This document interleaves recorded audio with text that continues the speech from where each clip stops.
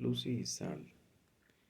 Continuando con esta mini estudio de las iglesias y por qué yo creo que al menos las que yo he visitado están frías, muertas, están trabajando por obras y están trabajando bajo la soberanía de la comunidad cristiana, no bajo la soberanía de Dios, porque si no tendríamos pastores más atrevidos, menos políticamente correctos y menos haciendo lo que deshonra a Dios para quedar bien con sus feligreses.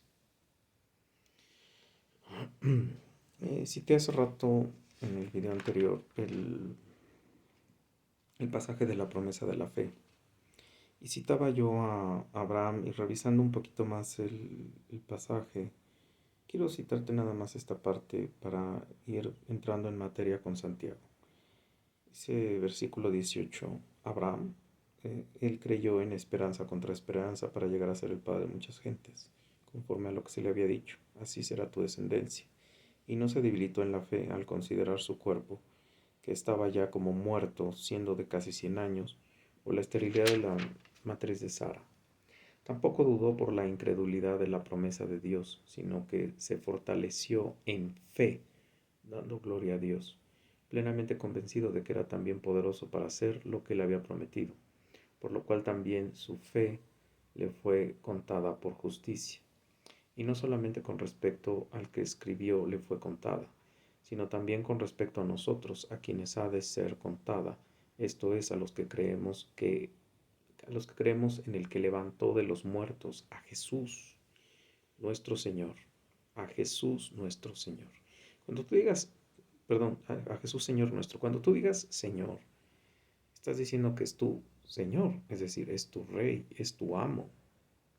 Él debe dirigir tu vida, no tu iglesia, no tu comunidad, no tu gente, siempre es escritura, escritura, escritura.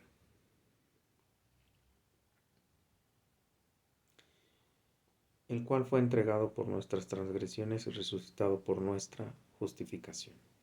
El cual fue entregado por nuestras transgresiones y resucitado para nuestra justificación. Si Jesús nos resucitaba, Jesús no había abolido el pecado, porque la paga del pecado era muerte. Si Jesús no hubiera sido totalmente en la parte de su eternidad que fue molida por Dios Padre,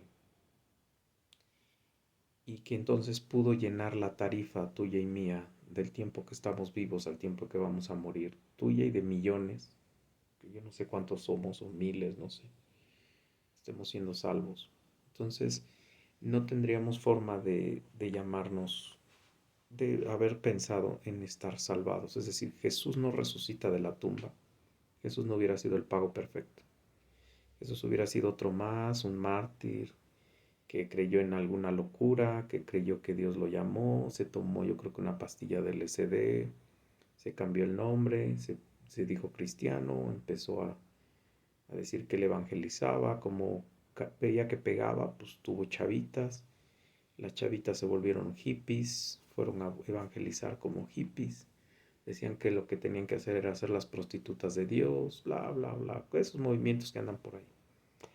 Pero no, él vivió la vida perfecta, él, él vivió como pecador, o sea, se le dio la vida de humillación de un pecador, no tuvo privilegios, no tuvo nada bueno, su hospital fue un pesebre, el lugar en donde le limpiaron todo lo que sale después de que nace un bebé fue en un pesebre. No sé cómo hizo la mamá, se cuenta que la mamá tuvo sola al bebé, no sé cómo hizo para que no se ahogara, como todos los tratamientos que hoy se hacen en un hospital.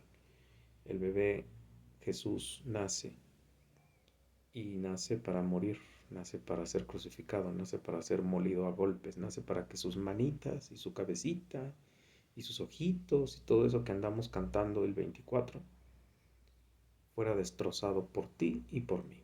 Si no, él no hubiera tenido que venir. Eso es lo que no entendemos.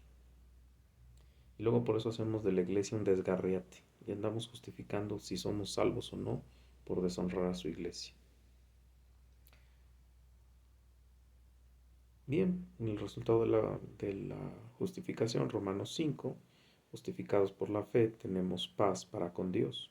por medio de nuestro Señor Jesucristo, por quien también tenemos entrada por la fe a esta gracia en la cual estamos firmes y nos gloriamos en la esperanza de la gloria de Dios. Tenemos paz con Dios, sí, porque si no estás en Cristo, estás en guerra con Dios, Dios contra ti, aunque tú no te des cuenta. Y Dios está poniendo nada más en su libro todos tus pecados y después te va a ir a buscar cuando mueras. Te va a enseñar el libro y te va a decir, tú hiciste, tú pagas. Peor si te presentaron el Evangelio y lo rechazaste. Peor si recibiste el Evangelio y dices que lo aceptaste y vives tu cristianismo como... Y peor si eres pastor de una iglesia por no sé qué asignación, pero estás llevando a mucha gente al infierno. Peor. Aunque me sigan diciendo que, ¿cómo? Que no es mi iglesia, que es de Dios, que yo tengo que ver que con fe, que no, no, espérame. Mis cabezas deberían de estar guiándome, no yo diciéndole a mis cabezas que están de cabeza.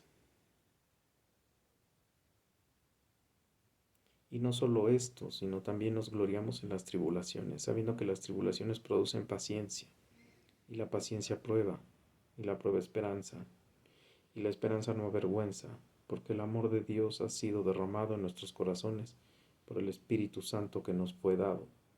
Porque Cristo, cuando aún éramos débiles, a su tiempo murió por los impíos. Ciertamente apenas morirá alguno por un justo. Con todo, pudiera ser que alguno osara morir por el bueno. Mas Dios muestra su amor para con nosotros, que siendo aún pecadores, es decir, enemigos acérrimos a su Padre, murió Cristo por nosotros.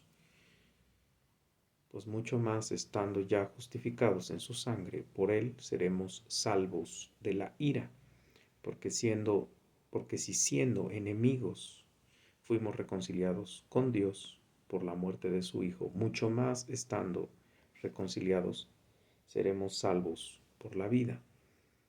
Y no solo esto, sino también nos gloriamos en que Dios, por el Señor nuestro Jesucristo, por quien hemos recibido ahora la reconciliación. Para que tú agarres el Evangelio y digas, tú, juez, ¿por qué si eres salvo y por qué no eres salvo? ¿Y qué es lo que sí te salva y qué es lo que no te salva? ¿Y qué es lo que se desobedeces de aquí y sigues siendo salvo?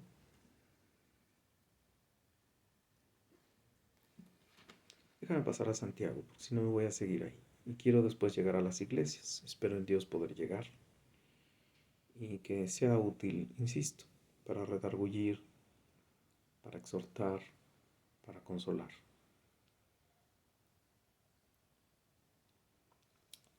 Santiago 2, versículo 14, subtitulado Reina Valera: la fe sin obras es muerta. Hermanos míos, ¿de qué aprovechará si alguno dice que tiene fe y no tiene obras? ¿Podrá la fe salvarle? Ya vimos de dónde viene la fe, ya vimos lo que dice Pablo, ya vimos que Pablo dice que la fe antecede a las obras, pero Pablo también dice, después de tener fe, hubo obras. Esta carta, muy práctica, por cierto, léela, es muy práctica. O sea, cuando tú quieras saber qué no debes de hacer y de verdad quieras no hacerlo en tu vida personal, no pastoral, pues léetela y vas a ver cómo tienes que corregir un montón de cosas en tu vida. Bueno, pero déjame irme nada más a la fe. Hermanos míos, ¿de qué aprovechará si alguno dice que tiene fe y no tiene obras? ¿Podrá la fe salvarle? Si un hermano o hermana está desnudo y tiene necesidad del mandamiento de cada, y tiene necesidad del mantenimiento de cada día, y alguno de nosotros le dice, id en paz, calentaos y saciaos, pero no le dais las cosas que son necesarias para el cuerpo, ¿de qué aprovecha? Así también la fe, si no tiene obras, es muerta en sí misma. Pero alguno dirá, tú tienes fe y yo tengo obras. Muéstrame tu fe sin obras, y yo te mostraré mi fe por mis obras. ¿Tú crees que Dios es uno? Bien haces. También los demonios creen y tiemblan. ¿Mas quieres saber, hombre vano, que la fe sin obras es muerta? ¿No fue justificado por las obras Abraham, nuestro padre, cuando ofreció a su hijo Isaac sobre el altar? ¿No ves que la fe actuó juntamente con las obras y la fe se perfeccionó por las obras? Así cumplió la escritura que dice: Abraham creyó a Dios y le fue contado por justicia, y fue llamado amigo de Dios. Esta carta puso a...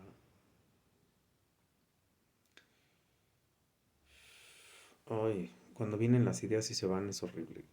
Al iniciador del protestantismo, Martín Lutero. Voy diciendo las cosas y van apareciendo, gracias a Dios.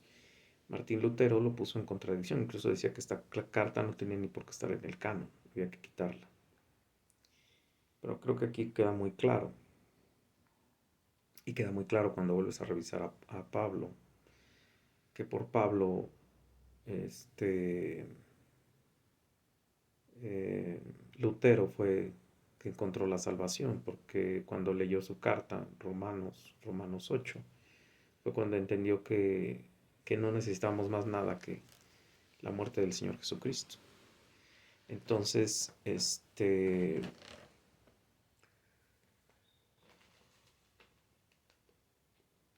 este pasaje, precisamente uniendo, tú te das cuenta que lo primero que hizo Abraham no fue, la obra que hizo no fue llevar a matar a su hijo al monte Moriat. Lo que él hizo fue, primero, salir del pueblo. 2, creer que él iba a ser papá. 3, obviamente tuvo que tener la relación con Sara para poder ser papá, y lo fue. Se circuncidó. Son obras, o sea, ya son cosas que estás haciendo, pero porque estás creyendo en Jehová. Y oye el nombre, amigo de Jehová. De hecho, Abraham llega a ver no sé si es la imagen preencarnada o ve a Jehová, pero llegan y comen con él 2 ángeles y Jehová. Y los 2 ángeles se van a matar a destruir a Sodoma y Gomorra. Y él se queda con Jehová. Y Jehová por eso insisto que no sé si es la imagen preencarnada de Jesús, porque nadie puede ver a Dios y estar vivo. Eso lo dejo a los teólogos. Y él oye a su esposa reírse Jehová y le dice, ¿de qué se está riendo? ¿No? Entonces, él tiene una relación estrechísima con el Señor, con Dios. Entonces, pero todo eso parte de la fe. O sea, que un día te habla Dios y te dice, oye, Aramis, vete a tu casa y vete con tu parentela, pues agarro a mi gato y a las 2 tortugas y me largo. ¿A dónde? A donde yo te diga. Y termino sin llegar ni siquiera a la tierra prometida. Me quedo en un monte y me quedo criando a mi familia y me quedo haciendo todo lo que aparece después en Génesis. No es el vivir por fe, y todo lo demás son las obras. La obra cumbre que pone aquí Pablo de ejemplo, digo Santiago, pues es cuando Dios le dice a Abraham, entrégame a tu hijo, Isaac, en holocausto. Y él se levanta el otro día, agarra en la barda su burro, prepara todo lo para el holocausto. Acuérdate que el holocausto es despedazar a la víctima, desangrarla y luego despedazarla y quemarla por completo, para olor grato a Dios. Y, y salen y lo hace. Hay quien le dice que el niño tenía 14, 15 años, que tenía 8 años. No, no es cierto, era un joven de 30 años aproximadamente. Él carga también parte de la leña y llegan al monte. Y cuando está a punto de degollar al niño, perdón, al joven, Dios le dice, Abraham, Abraham, deja a tu hijo. Vi que me amas más que a tu hijo. El sacrificio perfecto era Jesús, pero aquí estuvo la primera prueba. Dios no tuvo conmiseración de su hijo, Dios no tuvo sustituto, Dios no tuvo ningún carnero amarrado o atrapado en las cuernas en una zarza. Dios mató sin misericordia a su hijo. Y lo más determinante es que su hijo lo hizo por voluntad. Recuerda que el atributo de Dios es la voluntad. Tú no puedes amar a Dios si no es por voluntad. Tú no puedes odiar a Dios si no es por voluntad. Tú no puedes negar a Dios si no es por voluntad. Y cuando viene la voluntad de Dios sobre ti, entonces te saca del lodo cenagoso y dejas de ser la prostituta del pecado y el esclavo del pecado y te vuelves el esclavo de Dios. Le sirves a Dios y a lo que Él cree, sabe, desde su infinita sabiduría que es bueno para ti. Te saca del yugo pesado y te regresa al yugo ligero. Trae gozo, paz, paciencia, benignidad, longanimidad, fruto del Espíritu Santo. Cuando te dice Santiago, tú crees que Dios es uno, bien haces, también los demonios creen y tiemblan. Sí, los demonios saben de Dios. Satanás sabe mejor la Biblia que tú y que yo. Satanás sabe mejor Apocalipsis que tú y que yo. Satanás sabe mejor qué es Dios y qué no es Dios. Satanás todo eso lo sabe. Pero él no cree en el señorío de Dios. Él se seguirá revelado hasta que vaya al infierno. El infierno fue para él, para el tercio de ángeles que habían pecado. Pero ¿qué crees? Si le ocurre a la humanidad entrarle al pecado, pues también se va al infierno, ¿no? Pero aquí creo que queda muy claro cuál es la verdadera fe. Asimismo, también Rahab, que era una prostituta, la ramera, no fue justificada por obras cuando recibió a los mensajeros y los envió por otro camino, porque como el cuerpo sin espíritu está muerto, así también la fe sin obras está muerta. Esta parte, Rahab, en lo que me encuentro con las iglesias en Apocalipsis, espero poderlas meter en este video. Rahab es una prostituta que cuando se saltan el muro los emisarios de Josué, que es el sucesor de Abraham, para tomar el, el pueblo, el primero de muchos pueblos que van a tomar, porque es la tierra prometida. Ella los esconde y les dice, pues es que en verdad el pueblo está asustado, o sea, sabe que ustedes vienen de parte de Dios y no van a hacer, ni siquiera les van a dar resistencia. O sea, los van a poder matar, los van a poder destrozar. Llegan guardias a buscarlos en la plática y ella los esconde en el piso de arriba. A los guardias les miente, una mentira que valida a Dios como buena y válida, comillas, porque era para salvar la vida de los justos. Y entonces ella lo único que pide es que cuando vengan ellos no maten a sus familias. Y ellos no matan a sus familias. Y ella está en la genealogía de la descendencia de Dios. Ella está en la genealogía. Ella le cumple la promesa, le pide una pañoleta y dice, todo lo que esté adentro de tu casa no lo vamos a tocar. Josué sabe de la promesa, Josué la cumple. Sale Rahab con toda su familia. Obviamente Rahab fue conversa, porque creyó en el Dios de Jehová. Si no, no estaría en la genealogía. ¿Estamos de acuerdo? O sea, Dios no acomoda la Biblia para que te caiga bien, ¿no? Por eso dice, te voy a vomitar.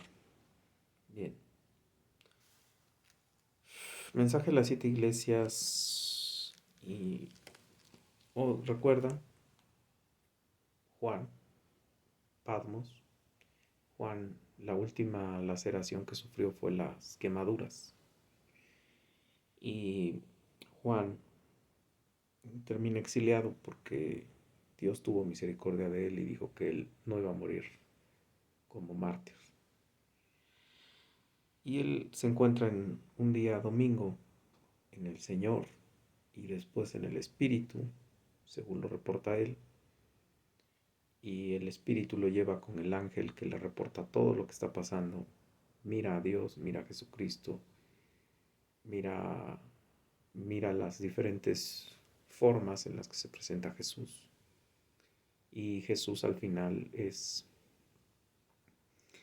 o sea, en las diferentes formas, el Cordero inmolado, el Rey de Reyes, y habla ya de los últimos tiempos, lo que llaman escatología, los últimos tiempos.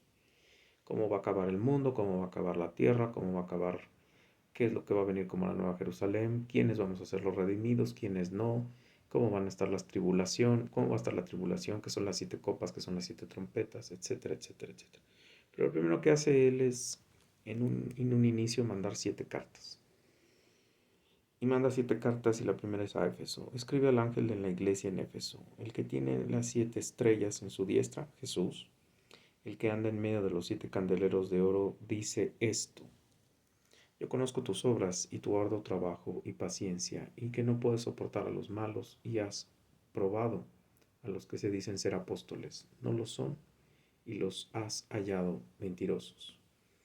Y has sufrido y has tenido paciencia, y has trabajado arduamente por amor de mi nombre, y no has desmayado. Pero tengo contra ti que has dejado tu primer amor.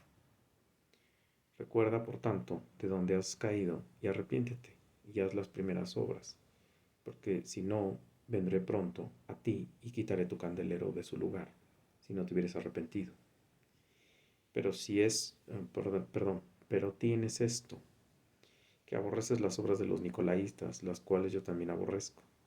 El que tiene oídos, oiga lo que el Espíritu dice a las iglesias. El que venciere, le daré de comer del árbol de la vida, el cual está en medio del paraíso de Dios. O sea, Dios aquí te presenta lo que estás haciendo bien, lo que estás haciendo mal. No deja de reconocer lo que haces bien y después te da la exhortación y luego te da la recompensa si aceptas la exhortación.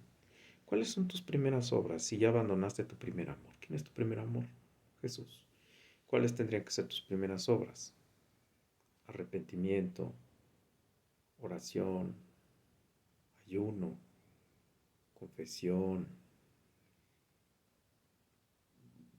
pedirle a Dios que te vuelva otra vez el gozo del Espíritu Santo, el que te recuerde para quién estabas haciendo las cosas, el que te recuerde que Dios te ama, que lo que estabas haciendo era por amor, que ya no que te estás enfriando, que a lo mejor ya estás haciendo puras obras y ya ni te acuerdas de Dios.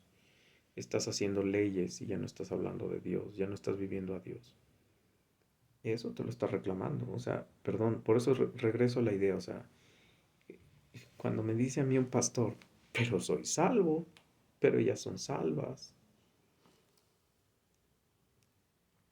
¿Sí te fijas? O sea, qué bueno, no has desmayado. Qué bueno, has denunciado a los mentirosos, qué bueno.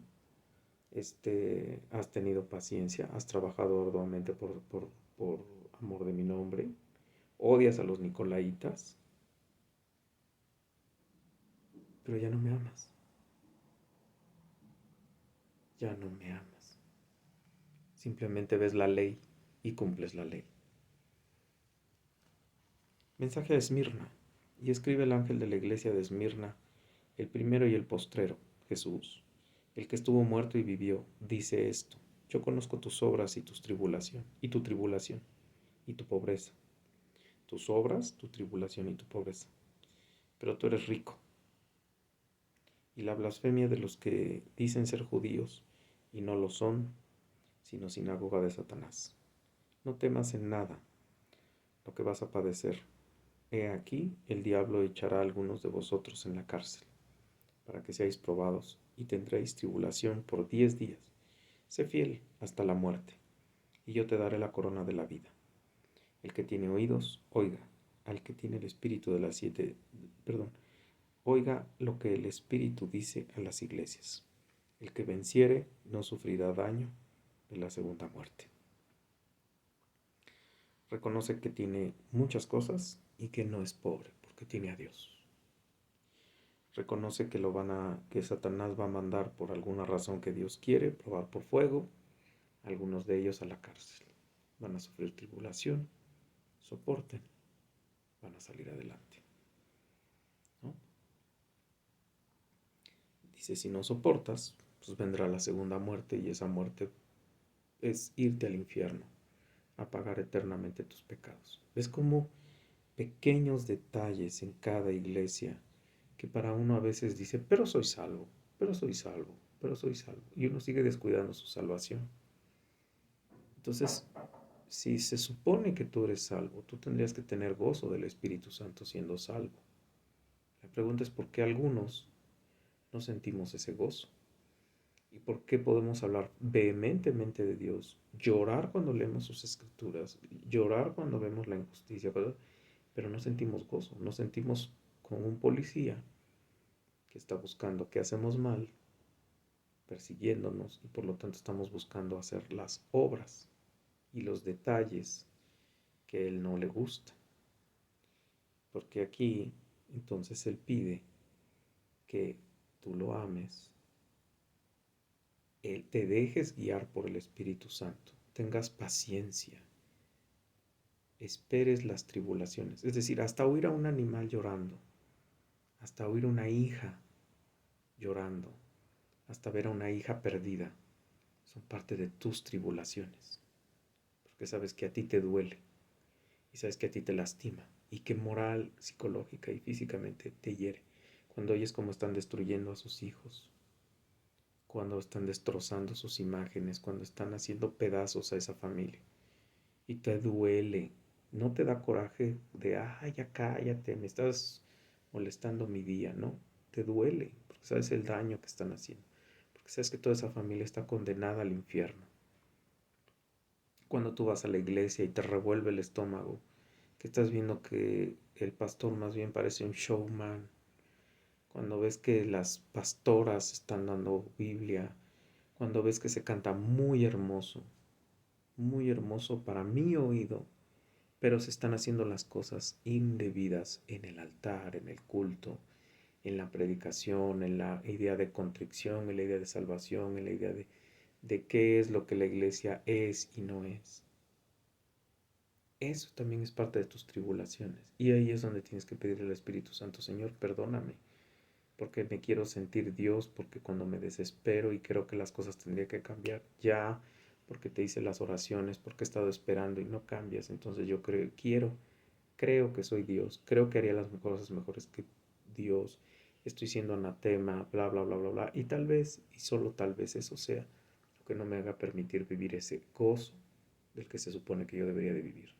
Y por eso viví estas 2 semanas de receso en una depresión brutal y en un purgatorio terrible mío.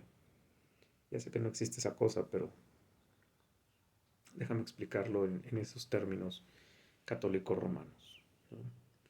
En ese limbo en donde me sentí alejado de Dios, en donde me sentí entristecido y contristado.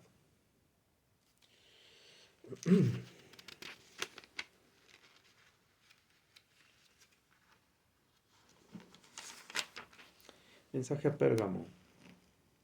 Y escribe el ángel de la iglesia en Pérgamo, el que tiene la espada aguda de 2 filos, dice esto. Jesús. Espada aguda, ¿cuál es? La palabra de Dios. La palabra es poder.